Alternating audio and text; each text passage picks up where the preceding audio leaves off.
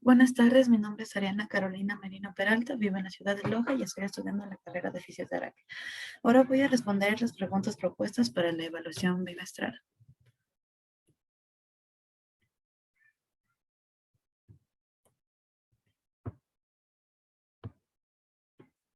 Ya, respondiendo a las preguntas de la actividad uno, primeramente, para responder la pregunta uno, podemos decir que la evolución de estos enfoques se puede manifestar en la medicina actual, la cual ha heredado medidas empiristas no negando el realismo médico, sino que defendiendo la relación de la misma con un control empírico, por lo que la experiencia es la que sirve para confirmar una concepción acerca de la realidad y atender el conocimiento empírico tanto de la propia experiencia como la de otros profesionales que se les es accesible a través de estudios científicos, siendo entonces la medicina inherente a la normativa.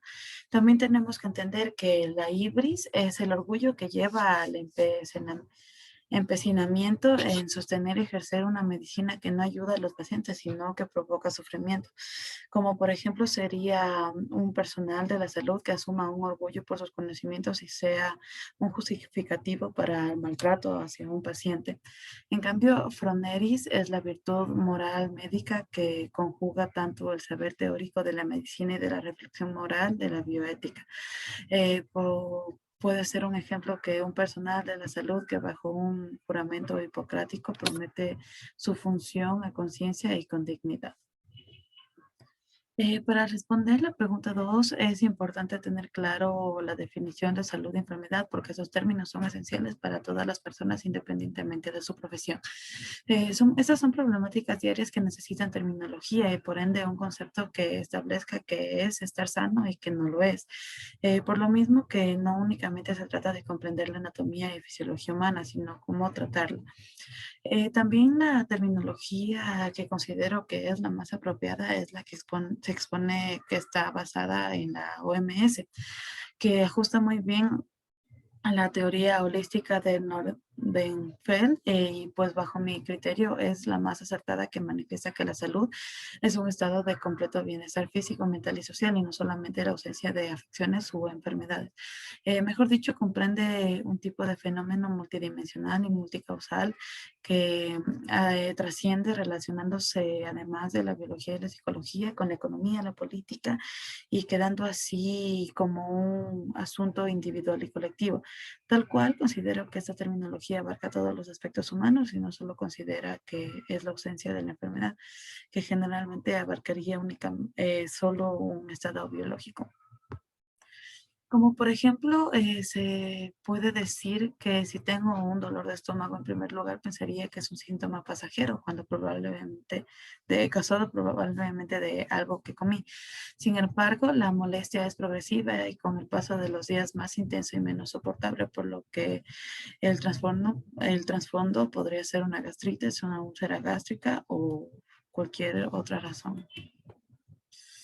Para responder la pregunta 3, podemos decir que bajo un enfoque constructivista la medicina no se encarga ya únicamente de prevenir o combatir la enfermedad, sino también, como se dice en salud pública, de promover la salud adoptando medidas para mejorar la calidad de vida de las personas. Busca también mejorar nuestro bienestar y es mucho más que un servicio técnico al que vamos cuando algo nos falla. Em, lo más determinante para definir la salud no será el funcionamiento biológico normal, sino la capacidad de los individuos para vivir de forma satisfactoria. El impacto del mismo, según la filosofía de la ciencia, es el fundamento de que el conocimiento científico es una construcción teórica hecha por la comunidad científica. Los científicos dicen que los constructivistas no descubren la realidad en el sentido de desvelar aquello que está oculto, sino que de alguna manera la crean a partir de modelos que intentan servir para dar cuenta de los fenómenos que nos rodean. Y siendo la medicina una disciplina que incluye todo un conocimiento teórico, no deja de ser una construcción social que no está exento de subjetividades e intereses personales, tal y como puede verse en casos como lo que sería la drapetomanía o la disaestesia etiópica.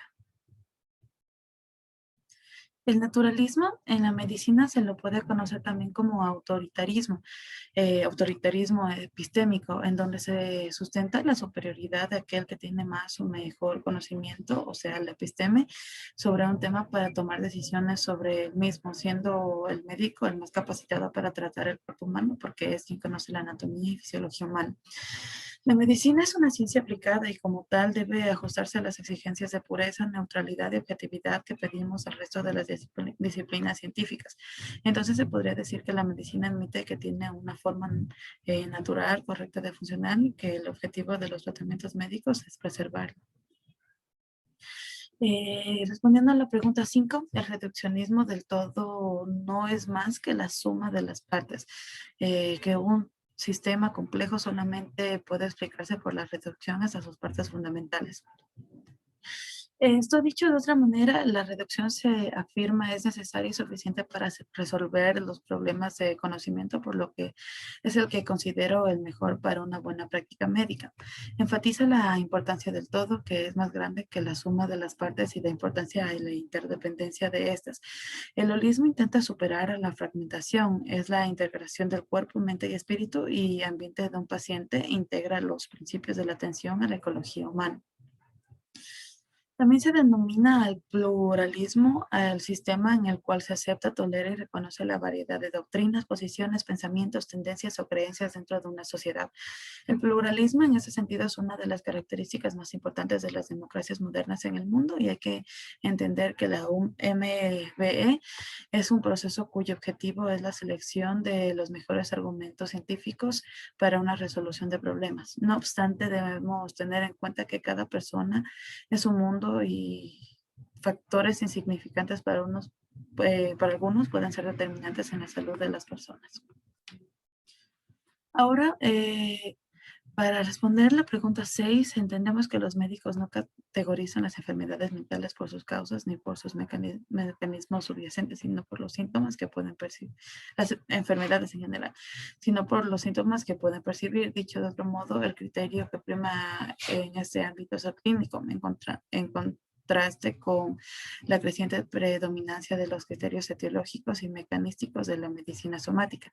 En términos generales, en la medicina existen tres criterios principales para clasificar las enfermedades, el cual son el clínico, el etiológico y el mecanístico. La clasificación nos permite la conversión de los términos diagnósticos y de otros problemas de salud de palabras a códigos alfanuméricos que facilitarán su almacenamiento y posterior recuperación para el análisis de la información de cualquier paciente que tenga cualquier enfermedad. Ahora, para responder la pregunta 7, puedo decir que las enfermedades mentales son principalmente manifestaciones de síntomas que conllevan conductas y comportamientos enfermizos. La depresión, la esquizofrenia, la anorexia o el trastorno bipolar son ejemplos de categorías médicas que hacen referencia a estos síntomas. A los síntomas.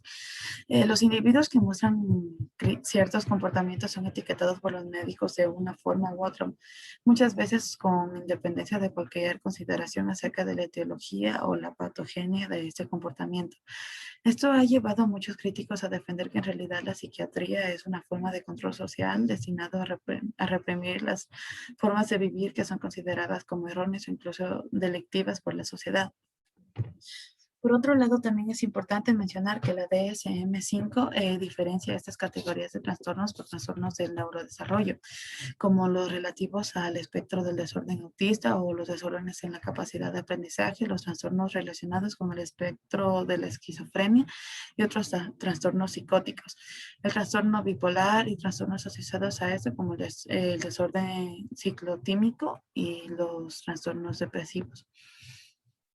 Por último, el Diagnostic and Statistical Manual of Mental Disorders es una clasificación de trastornos mentales elaborada por la Asociación Estadounidense de Psiquiatría, pero que es utilizada de modo generalizado por especialistas de todo el mundo. Este manual recoge el conjunto de las patologías mentales reconocidas y establece los criterios para su diagnóstico.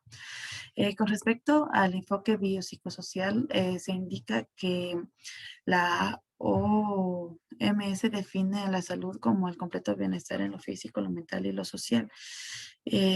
No, Las posibilidades en psiquiatría son muy variadas y en este caso parece que un buen acercamiento a la noción de enfermedad mental debiera ignorar alguna de esas dimensiones de la noción de enfermedad.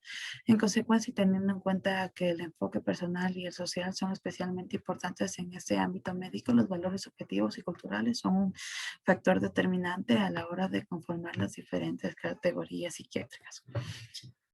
Ahora para responder la actividad 2 que consta de únicamente una pregunta, podemos decir que para finalizar el tema que más me llamó la atención es el naturalismo, donde House es un ejemplo exagerado pero muy convincente de lo que se conoce como autoritarismo epistémico, que es una actitud muy vinculada con lo que en la filosofía de la medicina se ha llamado naturalismo. El modelo médico representado en House se sustenta en la superioridad de aquel que tiene más o mejor conocimiento, como mencionamos anteriormente. Y también así se considera a la medicina como una rama aplicada de la biología, como cientificismo, biologicismo, reduccionismo mecanicista o naturalismo. Los médicos no son sino científicos que utilizan su conocimiento biológico para ayudarnos a restaurar nuestros mecanismos corporales. El ejercicio de la medicina defiende a los naturalistas y presupone que se admite que hay una normatividad biológica, es decir, una forma natural y correcta de funcionar, y que el objetivo de los tratamientos médicos es preservarla. Es decir, lo que los médicos hacen principalmente sería ofrecer los medios para que nuestro cuerpo siga funcionando de acuerdo a unas normas naturales. Cabe mencionar que la medicina es una ciencia aplicada y como tal debe ajustarse a las exigencias de pureza, neutralidad y objetividad que pedimos al resto de las disciplinas científicas. El trabajo médico no es otro, sino que averiguar qué es eso que no funciona como debería y arreglarlo, lo que a su vez presupone que ese algo que no funciona puede ser descubierto desde afuera, es decir, sin tener en cuenta cómo lo vive la persona afectada. Es por esto que, por lo que un médico naturalista convencido como el Dr. House no tiene por qué tratar con los pacientes, sino simplemente con sus cuerpos. Lo importante es saber cuál es el funcionamiento normal que el organismo del paciente debe mostrar y una vez identificada la causa por la que no está haciendo, reconducirlo y reconducirlo a la normalidad.